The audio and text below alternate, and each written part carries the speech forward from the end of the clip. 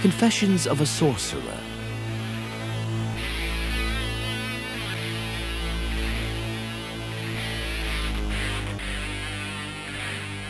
Be not deceived by the fact I am a Roman, for Japan shall forever remain my true home. The Raven King. Verily, many centuries before my death, it was declared that I should rise again, clothed once more in the self-same body. Yet I knew not whither my spirit should depart, nor unto what place the souls of all mortals journey when the days of their flesh are fulfilled. I had only gone before them a little while. Neither did the warning of the demon cause my heart to tremble, for I accounted this realm as but another kingdom to subdue. Therefore I set forth toward the fortress that stood afar off, saying within myself, surely if there be a ruler in this place, there shall I find him. And I journeyed many days through a land filled with restless spirits, wandering as shadows upon a wall. They possessed no purpose, neither meaning nor authority over their own destiny. Then perceived I that they were but pale reflections of those whom they had once been. A dreadful end awaited all mankind, and I swore within my heart that such a fate should never be mine. And it came to pass that I found soldiers and sorcerers gathered together in that place. They sought not my life, and I turned aside from them. Yet when I drew near unto the fortress, behold, it was defended on every side by many guards. Then knew I that I must devise a distraction, whereby I might pass unseen through their ranks. Therefore I returned unto the multitude, supposing that I might stir within them the desire for glory by proclaiming unto them a great victory. But lo, they rushed upon me immediately, even as I had foreseen. For every warrior and every witch walketh after a certain path, and every path hath its weakness. Know the weakness, strike swiftly, and prevail. For some are wild and without order, yet others cleave unto custom, becoming servants unto law and tradition, and are therefore easily surprised. Nevertheless, most warriors learn to adapt, changing their manner of battle as necessity requireth. But these changed not.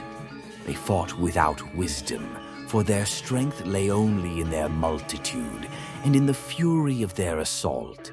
My body was made weak, and all feeling departed from it. Yet regarded I not the pain, for the battle was not ended. Then, as the countless warriors and witches compassed me about, I perceived that I must change my design, for I stood at a disadvantage, and I knew that I should not win their respect by contending against them. For a call unto victory falleth upon deaf ears. Though they had been warriors and witches in the days of their flesh, yet in death they had become as all the other restless souls, repeating forever the deeds of their former lives. They desired neither conquest nor triumph. They had no captain, neither counsel nor purpose. One desire alone remained unto them, to fight without end.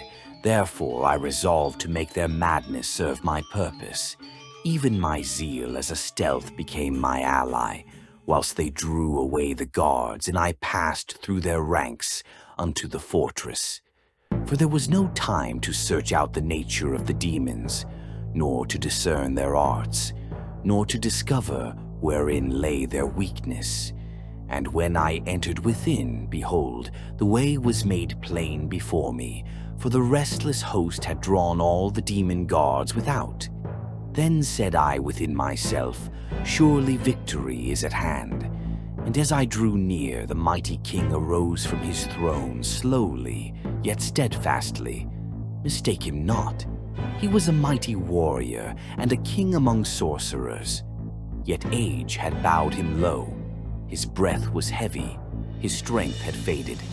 He that had once been mighty was now far removed from the days of his glory.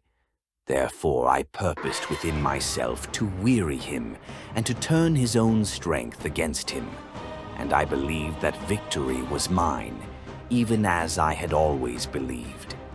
For the thought that any should overcome me seemed unto me but foolishness. But alas, when at last I beheld the face of mine adversary, it was mine own.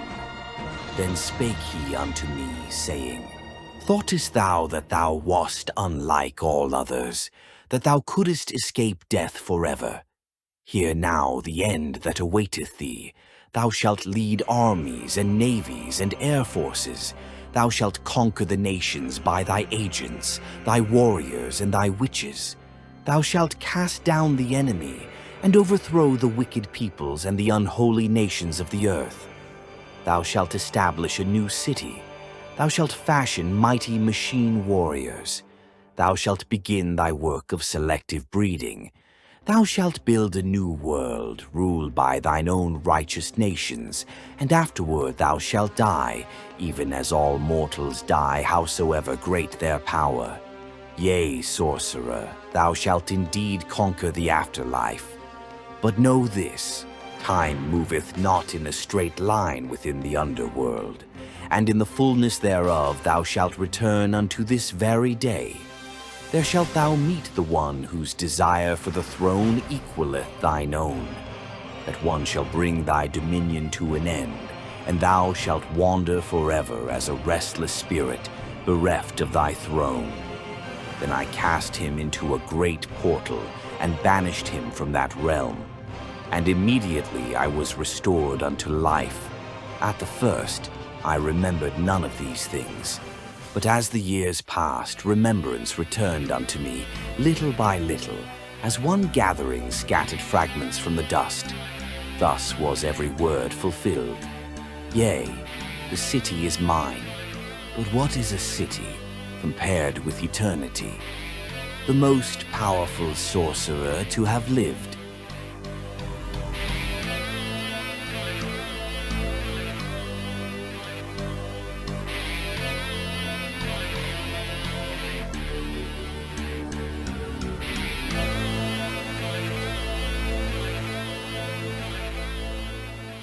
Time moveth not in a straight line within the underworld,